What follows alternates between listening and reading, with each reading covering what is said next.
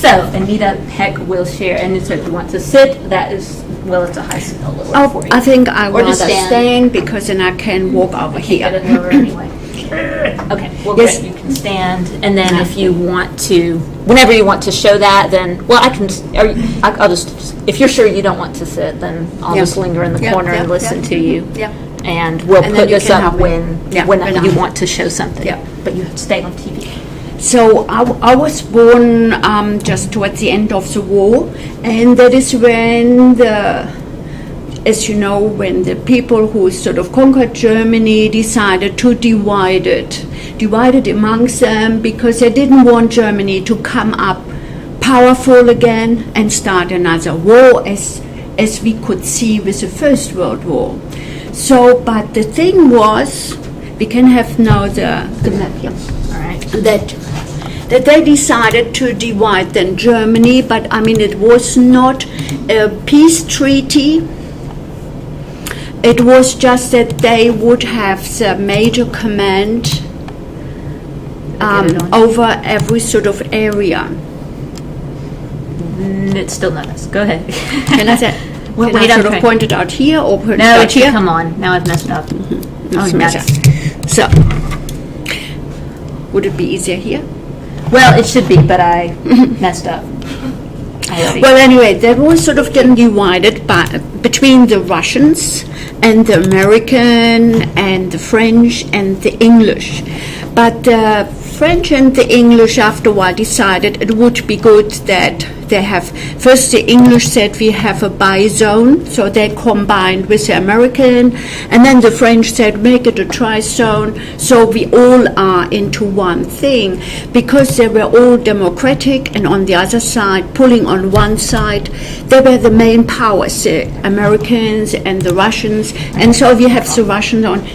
Sorry, not on this one, but you can draw. That is sort of here the red part, that is the Russian part, and this one is then here the British sector and the American sector, and the purple is then the French sector. And so, I mean, this one you can see it's sort of divided. You have a bit of the Russian, and I have sort of like another map here. I'll put it just on top. So you have then sort of like, you can see this part is sort of the Russian part, and this one is sort of like the Western part. So, but the strange thing is that Berlin is right in the center here of the Russian part. So, and then because it was quite important to them as a strategic point, they decided, sorry, that is my German accent. So they decided to divide even Berlin up. So, and that made it then very hard. And there was then sort of like an agreement. So you were, it's the green part, Western Berlin, Yeah, were you in that part? the green part is here, the Western, and the red part goes to the communist part. So, and then there was in Potsdam, there was an agreement between all the parties, and then the Americans said, you know, they came in sort of at the war, they came in here in the south and conquered part of the south. I mean, everyone was in the war, was the World War, and everyone had conquered a part. So then the Americans said, look, you know, it's sort of a good industrial area down here, but we rather would have a piece of Berlin. And then the Russians said, you know, that is okay, because that one was worth more, the area they gave them. So, I mean, it was a bit of a juggle around. So, but then finally there was in this western part and the eastern part. And so I grew up with that. And so what happened? I mean, there was not a war, but Berlin was divided. And you had then sort of around Berlin, that is the Autobahn which Hitler had built, and so that is the red circle around Berlin. Here you have the green part is the American sector, the red part again the Russian sector, and around Berlin there is the Autobahn. And then living in in West Berlin, if you want to go now to West Germany, you had sort of 3 roads leading you there. Only those 3 roads you are supposed to use. And it happened to me that we didn't sort of travel around much because, sort of we didn't have a car and we were busy sort of there. And then we decided someone let us have their car and said, why don't you visit your relatives in Hamburg? So Hamburg is sort of about here. And we decided, oh, well, great. But we didn't have a map. We just decided on the spur of the moment. So we thought, well, we get to this Autobahn, and then we will have sort of like exit to Hamburg, or, exit to, and we knew the city we had to pass, but sort of like this city here, but the eastern part named the same city, gave it a different name. So, we were sort of a bit confused. And then there was a sign, transit. Oh, I thought transit, that is always good, because we have to go as a transit through East Germany to go to West Germany. So we chose this road which said transit. Well, we ended up here at the Baltic Sea. And so we were in trouble, because what is, when you entered East Germany, you had to pay. You had to pay sort of to go through, but also you got a little slip. On the slip it said when you entered East Germany, and so they knew it takes you about 1.5 hours to get to the next point. So you couldn't speed, you couldn't be too slow. You had to have sort of the average speed of 100 kilometers, like 70 miles. You had to go there. And you were not allowed to stop, so they checked the time. So we were really in trouble getting there, and nobody sort of liked to help us because they would be in trouble. So we decided, well, we better go back to the Autobahn and go back. But of course we were running just so late, and everyone was wondering. So, and then because the East German people, the Russian people, they had the authority, so they would keep us then at the border, and they would keep us separate. I was sort of with some friends, so they kept us all separate, and we didn't know what is going to happen, if we will end up in jail. I mean, of course, they didn't believe our story, because they said, you are sort of spies, you wanted to find out, you wanted to pick up other people.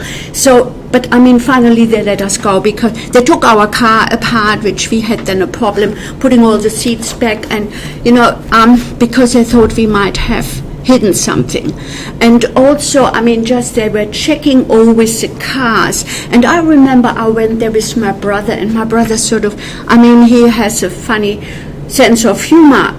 And you should not use your sense of humor when you sort of enter those authorities, because they just want to have a clear answer and nothing funny and nothing to laugh or to smile about. So when he went into the into the East German side, sort of into the Autobahn, and then one of those officers asked him, they checked all our car, checked all around, asked us if we have anything hidden. Of course we didn't. What were they, do you know what they were searching for? First of all, they were searching for magazines, and also for alcohol. And so you could have especially magazines that would be advertisement then of Western goods, and they didn't want to have the East Germany know about what you can buy. Or also it might be a political paper, a political magazine, and they didn't want then the other side to know about it. So I mean, that magazine could be hidden anywhere. So they took and later they were searching also for people. I mean, obviously you can't really hide them in the car, but people hid them instead of the gas tank. They put sort of some compartment underneath the car, to hide people. So, I mean, but they were always checking the car for papers. And anyway, then they asked my brother, and would you open the glove box? What have you got in your glove box? And he would say an elephant. So, I mean, that made us, of course, then wait there for another few hours because of his remarks. They couldn't understand that joke. So you never sort of joked. You just sort of would be happy to pass. And, I mean, there was always...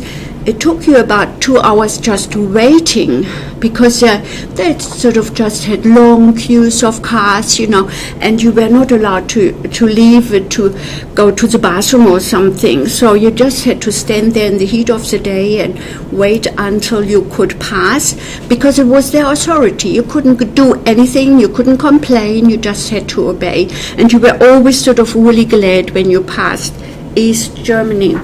And but I sort of normally didn't realize all that because I was born in Berlin. You don't really feel there's anything wrong. That is just your life. It was only when I studied in South Germany and I came back and I thought, I wouldn't want to live here, where you always get sort of wait to pass in East Germany. You can't just go. So instead of taking then 2 hours sort of to go, or 3 hours to go to Hamburg, you have to allow for 5 or 6 hours because of the waiting there. So, but you don't realize it and you don't mind doing it because you're so used to it. It's sort of your daily life. And here sort of, then I have here another one. That was sort of going here.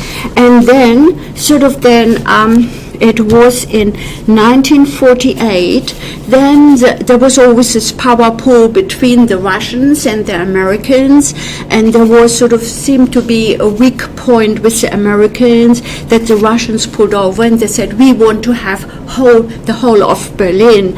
We don't want to share it with anybody. So, and that's why they closed up the road, and there was also like 3 lines of the air corridors. Like you can see, they had 3 lines air corridors. So the Allies, they were allowed to use just those 3. Airplanes too could only go those 3 ways. Yeah, so they were only allowed to use those 3 air roads, air strips, and then the airport itself, where they landed, where the Western sort of power sort of could land, that was not bigger than here in Greenwood, the airport. And that was right in the city. And we sort of lived there, sort of close to that airport. I mean, it depends on the wind, but most of the time it went sort of over our place where we lived. And so, I mean, that's when but we got used to it. We did not mind. It's only when people came to visit us, they said, it's a bit noisy, your apartment. And for us, it just was a normal way. I think you get adjusted to whatever situation, conditions they are.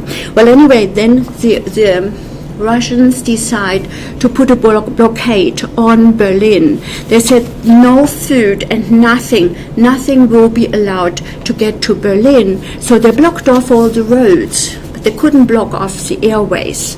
So there were those 3 airways. And then just only 2 days later, the Americans decided we have to supply the German people with food. It was sort of like a sort of humanity thing, but it was also, I think they did not want to lose Berlin. On the other side, it was also the power struggle. They didn't want to give in. But for the German people, it was also that they kept this blockade, or kept this, what they called the airlift, for nearly a whole year. And I have here this thing, they sort of shipped in about 5,000 tons of supply every day. And they had then also the English and the French, they helped them with the planes too.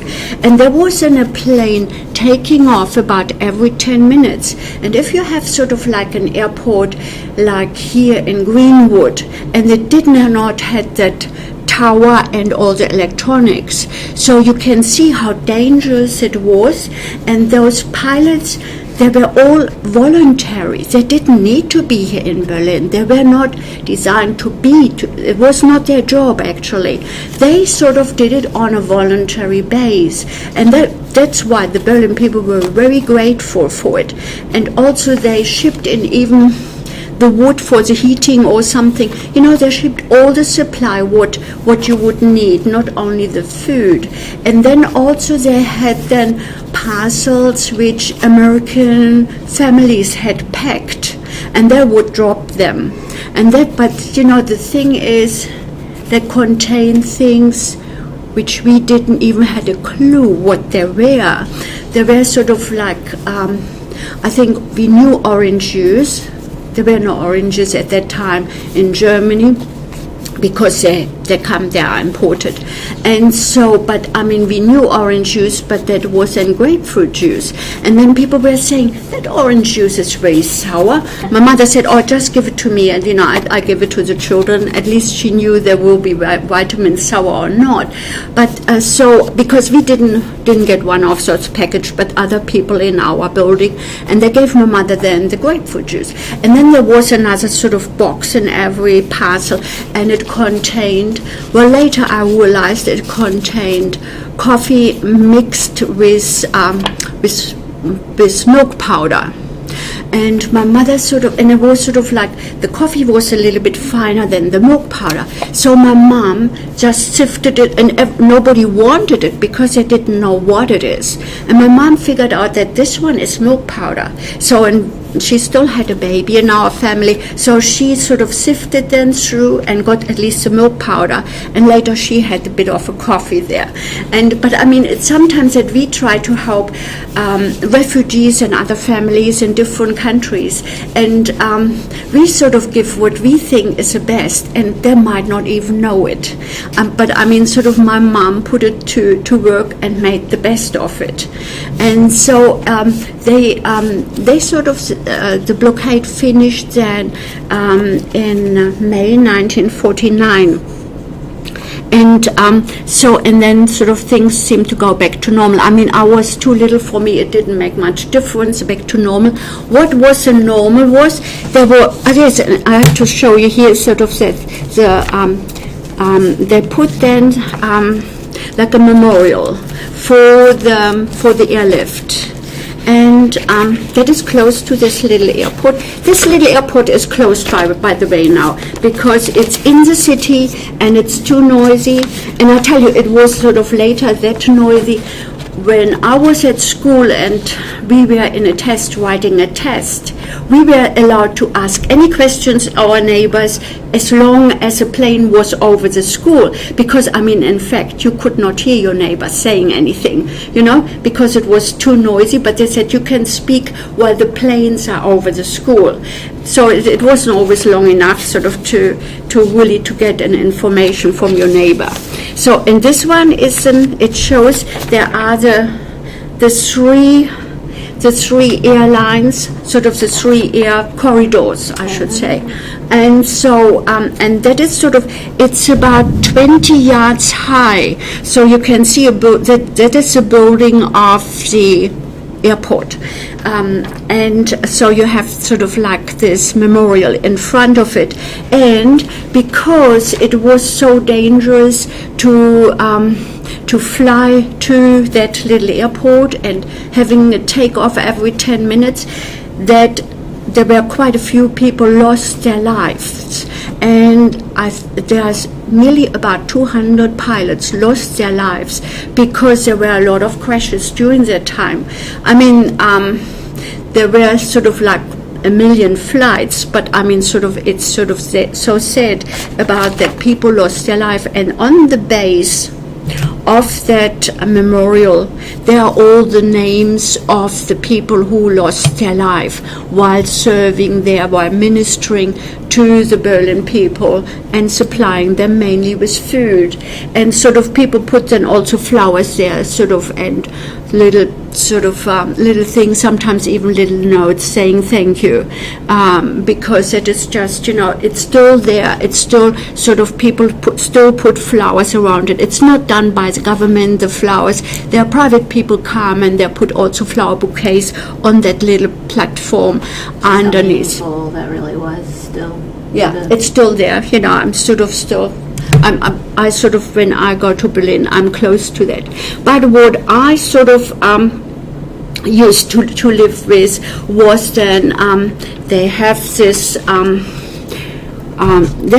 sign which said, there was a borderline, but you could pass a borderline to be, I just sort of, it just happened that we lived on the western side of Berlin. But, in those days you didn't, when you were married, or the families, they did not move far away. So the border just went right in between our family. And, in those days we could walk up to our relatives. We would take a walk. It would take us 3/4 of an hour, but there was no public transport anyway. So we would walk up sort of to my grandmother's place on one side, to my grandparents on the other side, in Berlin. And so, and we would visit aunts and uncles and, cousins. And so all of a sudden there was this borderline in between, and then sort of it's a border. We always sort of had this sign here. I'll just show you. It sort of said then, you're leaving the American sector, and it said it also in Russian, and of course in French, and then it also said it in German. And they would sort of check your bag, and I was sort of too young. They were not interested in me, but my sister is a little bit older, and she had every day, because of her catching a train from East Berlin, it was then always that they really, because she was a teenager and it embarrassed her to go through her bag then every time she passed that borderline. So it didn't affect me that much, and I could go backwards and forwards. And then the American part, or the western part, had then different money, and the money in East Berlin, they got a different one, but that was aluminium money, and it was really cheap. So if you got hold, they were sort of in the street where you could change your money. And I came from a poor family, so my mom would go and see where she could change the Western currency into the cheap Eastern one, and got quite a handful. And then she would go and buy at least sort of like bread or something, bread and flour over there in East Germany, because it was less expensive and the money was sort of worth less. So she had a whole bunch of money, but of course that was not liked, because that is economically, that's not really the right thing to do. And they said then later they built the wall actually to stop these people going over there and shopping. It's not quite right, but that's when they all of a sudden built up the wall. And what it was, it was only sort of like a month earlier, Stalin, the president there in the East, he had said, oh no, we never will build up a wall.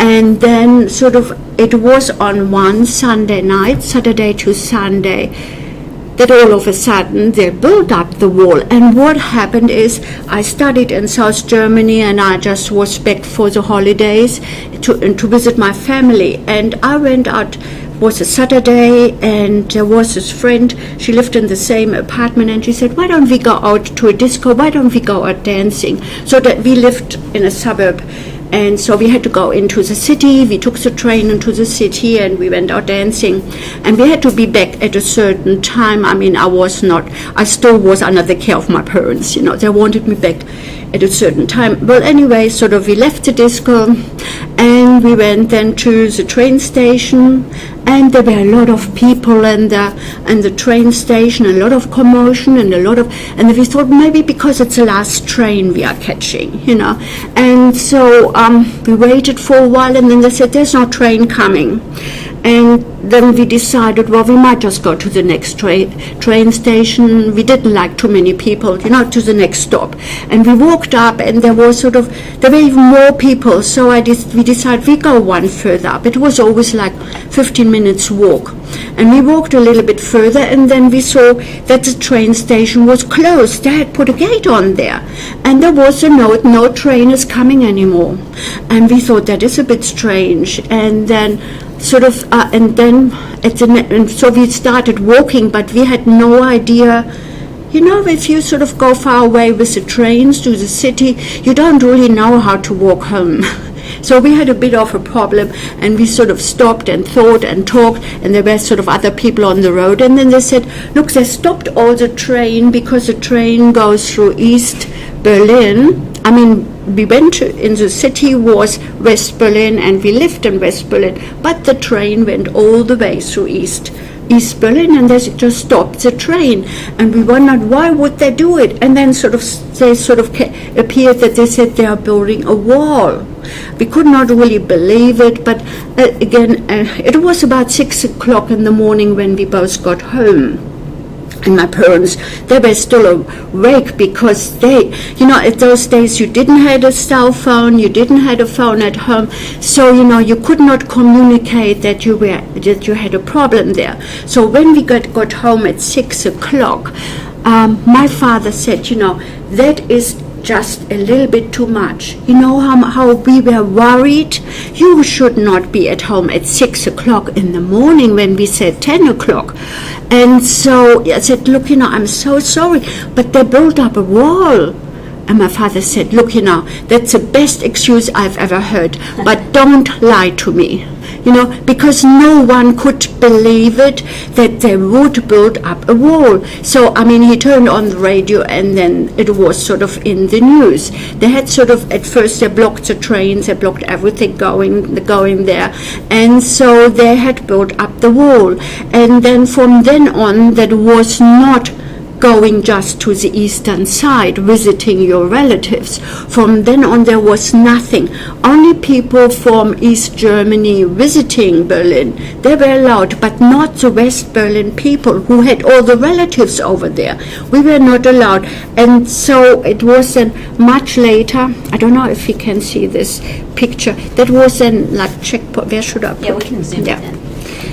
That is sort of like Checkpoint Charlie, where you can see that is sort of like a lot of heavy equipment there, so that they really block it off, that you can see this one is what do you call it? The tank, and they would shoot at you, and so you would be scared. So this was an everyday.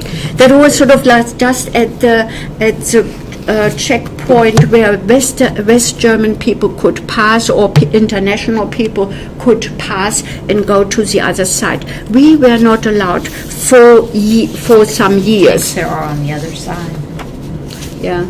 That is sort of here from the western side. And I show you, then sort of people started to draw then pictures on the wall. And that is sort of then here, like sort of, it's sort of not much. Yeah, that's like but, one we see. Yeah, but that is sort of what you see. That they made it sort of look nice then at the wall, On the western side. On the western side. But the structure was that they sort of, at first, the border would go even through houses, that you would be because the border was just sort of made, just drawn on a map, and sometimes it would really go through your apartment. That sort of like your living room would be on the western side and the bedroom in the eastern side. And what people did at the beginning of the war, when of course they could not build it up everywhere at the same time, but people would then flee through the window. They would sort of go into that house, and when they jump out of the window, they would be on the western side, And so, so what they did then, they blocked the roads in front of those houses. They pulled down the part of the house which was in the East Berlin side, and they put then and they made it all flat in front of on their side. From the eastern side they made it all flat, and they put sort of like so that they could see people running across, and they would even put mines there, so if you tread on it you would be blown up. They had dogs there. They had even sort of like a big barriers that a car couldn't go through, and they had sort of like lights shining there. They had towers there to watch you, and so even on the other side, on the western side, in one big area, they had then like a platform, but the platform was really kept away from the wall, say about 50 yards, but they had then a high platform that you could look over it. And I mean, they have then a sign, because it's your own risk if you go up on the platform, because it might be dangerous. You never know what the other side is doing or thinking of you. And so, I mean, I was there when, it is probably sort of all the pictures I wanted to show you. Ah, yes, and when you sort of see, that is here sort of, again, the structure of the wall. They had then here, on one side, that is sort of like the western side, that is just the houses, just the houses, but they had here the wall. The wall was about 12 meters high, 12 yards high, so I mean, and it was rounded on top, so you could not really throw a hook over it or something, it would slip off. And then they had sort of like, here's a barrier, which was a barrier also for the cars, and they had then the walkway. They always had officers walking along there at a certain time, and these ones, the little pokes up here, the little hooks, they are actually the lanterns which would give light to that walkway there. And you have this tower there, and you have sort of like another barrier on the other side, so even people tried then to swim across. And so I mean, not everyone made it, even swimming across a canal or a river, because it was just too many police or officers.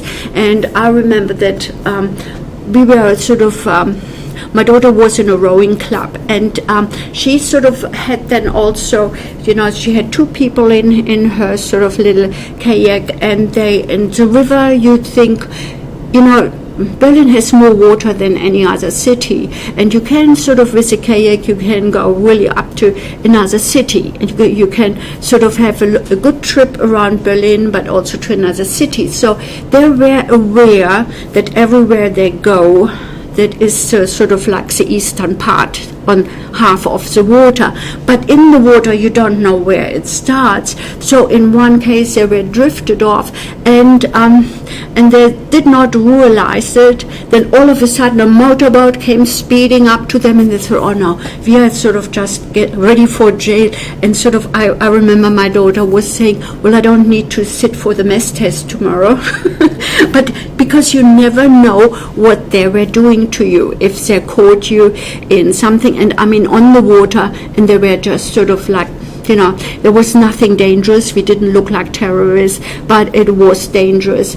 And then it was sort of during the wartime that I had been in between to Australia, and I had my two children, and we came then, and I mean, really loving the freedom, going everywhere. And then we moved back to Berlin because of my parents and so and my relatives. So we moved back to Berlin, and there was still the wall. And there was a weekend, and I said, the weather is nice, we might just go up to that lake, and we go for a little swim, but I mean, in their mind, it was a beach, there's no one, and then sort of the ocean, and really nice. So what happened, we took the train, and sort of getting off the station, there were hundreds and hundreds of people, and there was a fence on both sides of the road, and you just kept on walking. And my daughter said, do we really have to walk along there? That is just like jail. I hadn't realized it as bad, and I said, oh, but we are getting to the water. And so everyone in Berlin at that lovely Sunday morning or Saturday morning had apparently the same idea. So when we got to the water, it was not late, say about 10 o'clock, then, we could not really find a good space for our blanket to spread, because they had beach sand there on that lake, but it just was not what my children were expecting. So then we found a little bit bigger space, or on top of one of the roofs. So let us go onto the roof of one of those changing buildings, and that's where we could spread our blanket. So, but when you live there, you don't realize it, that you are actually in prison. You are inside the walls. And then as it happened, I was in Berlin also when the wall fell down. And it was, I was just in the kitchen and working and things like this. It was at night. And then my husband called me and I said, look, the wall is coming down. And I went then into the living room and I said, what movie are you watching? And because it was just so unbelievable, that was just nothing really what you could think of. And then the next, and I mean that that came down that night. I mean it made a way so even that cars could come through that night. And when I went then the next morning just to get the paper from the paper shop, it was that people were smiling, people were laughing. Normally the German people, they don't greet each other when they see someone in the street. They're very stern, they just do their business and they don't smile and they don't look up. And all of a sudden people were smiling, people seemed to be just so happy. And what happened also, those people coming now over to West Germany, they didn't know how to have the currency, they didn't have any money really. They came over, they were joyful, and they were served then by the West Berlin people. Not only that they had then coffee and hot chocolate and some whatever someone quickly baked, some cookies to welcome them on the other side. But they also gave them some money. And I remember I was there in a shop, and that mother with two children had a little bit of money, and the children of course wanted something else. So I just jumped in and paid for it, and I saw that other people did the same, that they just paid for it, and because you knew that they didn't have the money. And so, but normally German people are not like that at all. They just, it's not my business. And so that was really nice. And the thing was, we had relatives over there, as I told you. And then there was a wall, and it was 6 years later, we couldn't see each other. We could write, but some people are not good in writing, So we completely got estranged to each other. So when finally then it was just before Christmas, they said we could have a visa going to East Berlin. And but we had they knew a few schools were opened then the next day for getting the visa or applying for the visa. So it was in December, just before Christmas. It was very cold and it was snow.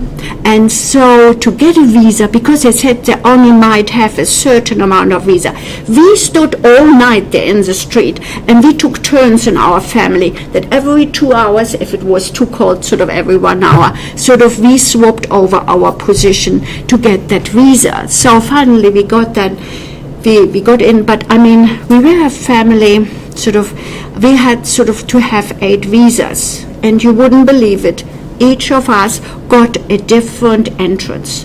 I mean, my brother was taking his car, and he said you all could fit into that car, but he got a completely different entrance, and it was not close to our relatives. So, anyway, we had to pay a lot for that visa anyway. So, but when we finally got to our family, they were sort of, they were told that we were enemies. In Western Berlin, they're all enemies to you. You still needed a visa That was- after the wall. That was sort of, the wall was still up there, and we got a visa. The wall divided us. We couldn't see them for about 6 years. So they had sort of, at school and everything, that educated them that the Western society is sort of evil. And they're enemies. They want sort of to kill us, or they want sort of to take over, because there was still this power struggle. So even with the family, they just did not see us as part of the family, because, as we expected, they sort of saw us as a rich enemy, but sort of from the other side. And also, I was studying, and I did not bring great big presents to them, and my family was not that rich. But they had then certain expectations that you were allowed to bring so and so much coffee, so and so much chocolate, or clothes or something. Well, we didn't have sort of the full amount. We had a little bit. And so again, they said, they could have brought us a little bit more, because they were allowed to take it across the border. So, when sort of like a year later, and there were 700,000 people got a visa for that time between the 20th and the 24th of December. They were allowed to go over. And then they wanted to go over, because you had to pay quite a bit for that visa. Well, then a year later, they sort of gave out a visa again. There was, and I thought, should I really go? And then I know sort of, it was at work at lunchtime, and I said, look, this year I'm not standing, I'm waiting there in a queue at a road. And then someone was saying, look, you don't need to wait in a queue on the road in the cold. You just go to the next office, which is from where I work, just around the corner, and you walk in and you might even get it straight away. And then I thought, well, in this case, I might as well get it. And it was true. We didn't need to wait, because not that many people would want to visit their relatives again, which is sort of, again, showing how we sort of got really separated. And later we had sort of my cousin, she came over during the time of the war, and it was amazing, because she had 4 children, and it was sort of just amazing how they let them go, but they were allowed to go then, and they couldn't take anything with them, just what they could carry, because they had sort of, you could hand in, if you had a reason, and they said they wanted to be with me, and maybe that was enough reason, and they had a disabled child, and so it had to be looked after. So that would cost a lot of money, the government. So they were allowed to leave. Then there were sort of cases where people could leave East Berlin to go to West Berlin, but they couldn't take anything. Just whatever they could carry. Not really suitcases, just the things you wear and a purse. And but of course, she was sort of welcome then at our place, and so the government helped them then sort of to get them started again on the other side. But they were just single families where it happened. So and of course we were so happy when the wall came down, and when we sort of like a few weeks later, we took then a trip, of course, going from West Berlin to the other side of visiting our relatives, but also just looking around, and it was all gray, and even the people were gray. I don't know. They must not have the right nourishment. They didn't look healthy to me, and all the clothes and the houses. It was just not much maintenance they did do. They might not have had the material to do Google it. some pictures of East Berlin while you're talking. Maybe there's something. Yeah. So they might not have been able sort of to do the maintenance on their buildings, because someone was saying when they had with their job to build government building, and they sort of, the trucks would come and would sort of put the bricks and the mortar or whatever needed for that building on the building side. That would not be left alone sort of even the next day. It just disappeared because people used it for their own building. Sort of blockish like this. Yeah, and then they sort of built then apartment houses, because I mean Berlin was all bombed, and so there was hardly anything left. And the eastern side, they built then houses. Yeah, that must have been just like a house where they sort of Oh, house here, then here. I don't know the time of where did it go. yeah. It was being built. where they had still lived in there. Oh, it divided along. And then sort of they sort of only built up straight blocks. I mean, the apartment houses, you have sort of like 3-4 story building, and on every level like 3-4 families live there. But that is just a box, just a plain box. And what the Russians, the architects, the Eastern architects, they could not go around the corner. They did not have sort of the idea how to make it look nice and go, you know, if it was a block in the street and there was a corner, they just put the straight up there and the next one there and the next one there, just leaving a gap in between. They would not design corner things. Like here's a picture of the wall being built in a house. Yeah, and so that they bricked up then the windows, and so that nobody could escape. And at first the wall was sort of pretty rough, but they sort of really built it then right around. And you know, sort of it then because everything was so desolate in East Berlin, East Germany, that the West German people, when they paid their taxes, they had to pay an extra 5% to help the eastern part. And you could see then the eastern part was really developing just so well. They had then the new streets, new street lights, and you know, and when they built sort of like a new factory, they pulled down all the old factories because they could not sell the product. The product would go to Russia, and then nobody else in the world would want that product because it was not up to date and the machines were not up to date.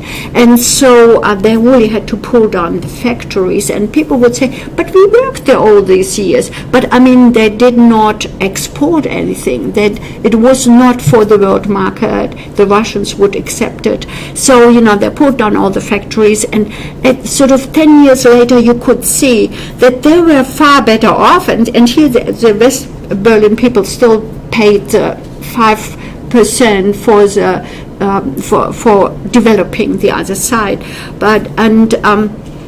So I mean, in East Berlin, they claimed they did not had unemployment. They didn't have a problem with unemployment, but what it was that there were sort of like 3 people employed for one job. So if anybody sort of just wouldn't come or could not really do the work, you know, there were at least one would be present. So what also happened, you know, they did not have the right food, the right import. So when there were sort of bananas in the shop, then sort of that would go around like a fire. Everyone would know they have bananas. So, and then sort of like one person who actually should be on the job would leave to go and buy the bananas for the other 2. And so, I mean, therefore they did not have the mindset that they knew they had to be at a job, and they had to really be responsible for their work, because it always sort of someone else can do my job.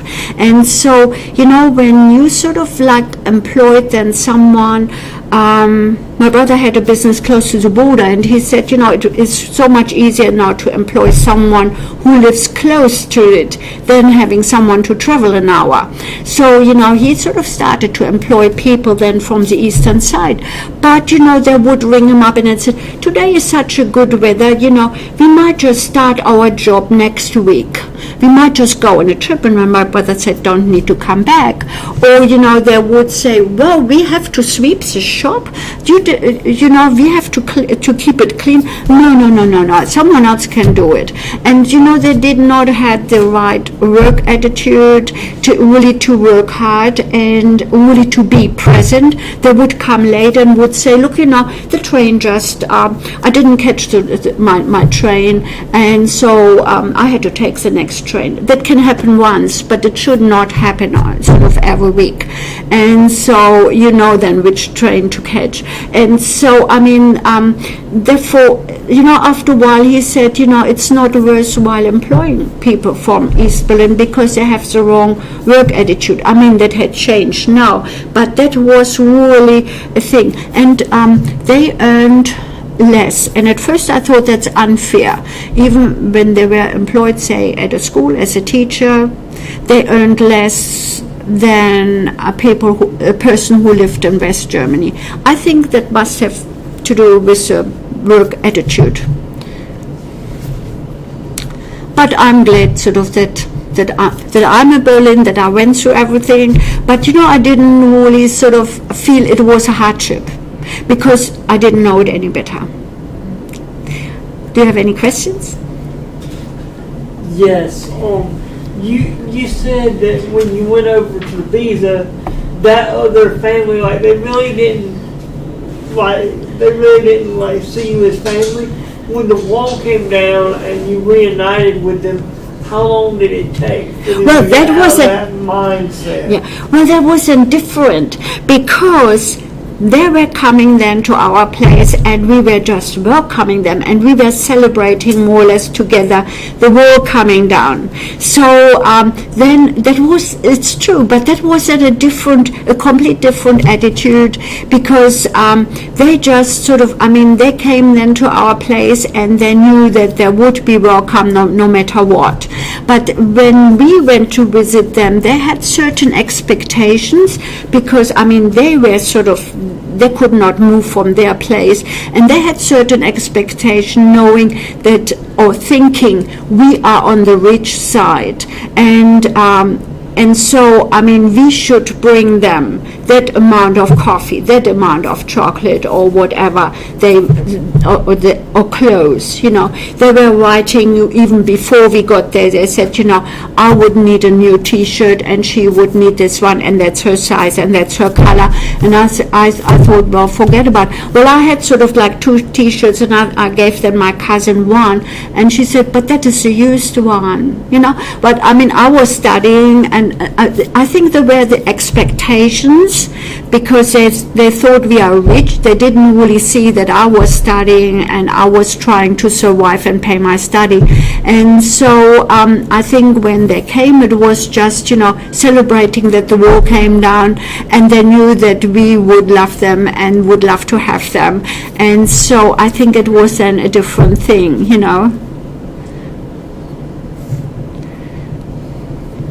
Did you ever, well, of course your parents had to endure World War II, which would have been a nightmare of its own, but could you ever detect fear on their part? Well, yes, they, first of all, after the war, I remember that we didn't have much to eat, but as a children, we didn't realize because my mother tried to have us fed, but she sort of, because then at times there was no electricity and there was no gas to do any baking, but she had then sort of like a fire going in the oven to heat up the apartment.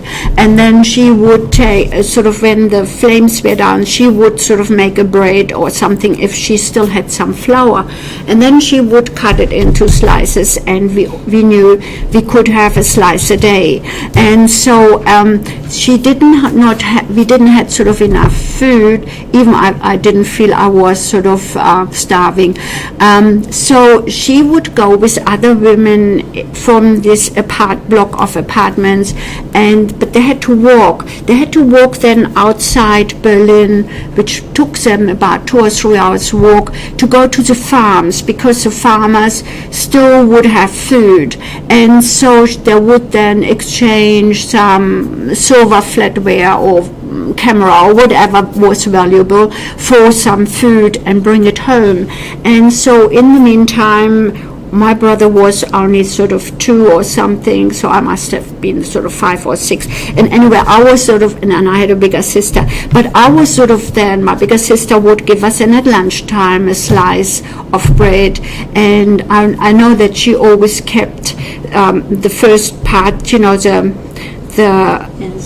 end, because it was a little bit, probably a little bit bigger, but you know, it wasn't then enough, and so I sort of looked in after my brother, because I just loved him to death, and so you know, whenever he was sort of crying, I never asked, you know, what did you do? I always said, who did it? And then I would walk up and I just would hit that person no matter what, you know. And sometimes, of course, he probably got into trouble. But I mean, at one stage, my mother came back, and I was playing with other children. You know, there was a bit like a yard, and all the children, and there were a lot of children, and we played in the yard. And then all of a sudden, my mom came home, and she said, you know, where's your brother? And we couldn't find him. And I felt just so sad, and so, because, you know, I felt I neglected him. And, well, he had fallen asleep in a little corner there, you know, of the building. We found him later. But, you know, I just felt, you know, it was nobody had told me it was my responsible, but that's how I felt about him. And so, I mean, therefore my mom just gave away whatever she had to have food. And I remember that one day, she was very skinny, and she was just, you know, one day she even fell over, and I thought, well, you know, but as a child you don't really think much of it, you know, and you just feel, she just fell over. And then my grandmother said, I think you haven't eaten today. And she hadn't eaten for 2 days because she gave it always to her children. And so I thought, haven't eaten? You know, but I mean, before, when she fell down, we just didn't think of it. So, I mean, there was a time that there was not enough food available. But for the children, we never really had the feeling. And that was also then the Quakers, you know, this group.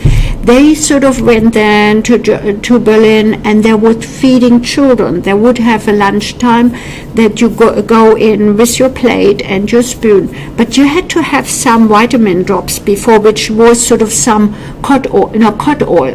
And I hated it. So, but my mother said I have to go there, and so. But I mean, you were not allowed to take any food outside. You know, you just And my mother always made sure that I eat what they gave me on my plate, and only one child per family could go there. So sometimes I could go there. And then also, because there was not enough food in the family, I had an aunt who lived in East Germany, and she had a farm. So she said, you know, she didn't like children, but she said, you know, I could provide for one of your children. So I was taken up there to stay there for a year or a year and a half, you know, because she was feeding me, and they didn't have enough food at home.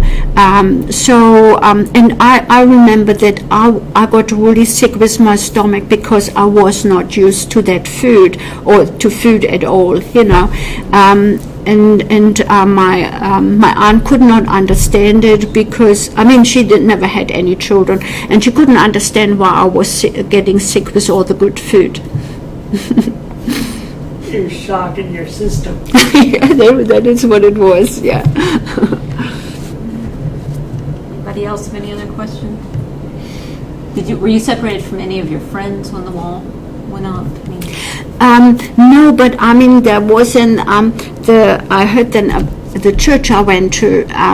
There was an independent church, because in Germany you'd only have the Catholic and the Protestant, and they're not you don't really meet many people in the church, you know, because they just go there for the worship. And anyway, I wasn't a member of the independent church, and that church, when the wall came up, that Sunday morning, you know, they built up the wall at Saturday night to Sunday. You were in the discotheque. Yeah, and that church group, they told me later, they wanted to go to church, and their church was, they are sort of on the West Berlin side, and their church was a big church in East Berlin, so they couldn't get to it. And they were only a small group, so that was really a struggle for them. And so they had then, I didn't have any friends on the other side because I was away studying in the south for already a couple of years. But that church then they decided, well, they meet just in someone's living room, and then they got bigger. But it was really a struggle for them to get together and get a pastor and get some rooms. Of course they couldn't afford a church at first, and so there was sort of quite a struggle for them, having no contact to them, the pastor and no one, just having no contact because there were no telephone. And of course you could write, but also your letters were sort of just read through before, yeah. So they were just felt really left out, Like with your parents, did they ever tell you how they got through World War II and did they use that experience in order to teach you how to survive? Because of course you didn't know anything different, but I'm sure as a kid you were probably every now and then asked, why are things like this? What did they say to calm you down and just help you get through it, help you process what was happening? I think that as a child you don't realize, you realize sort of later what's going on. But what I learned and what I still keep up, we don't waste any food. And none whatsoever. We always have leftover, and it gets served the next day.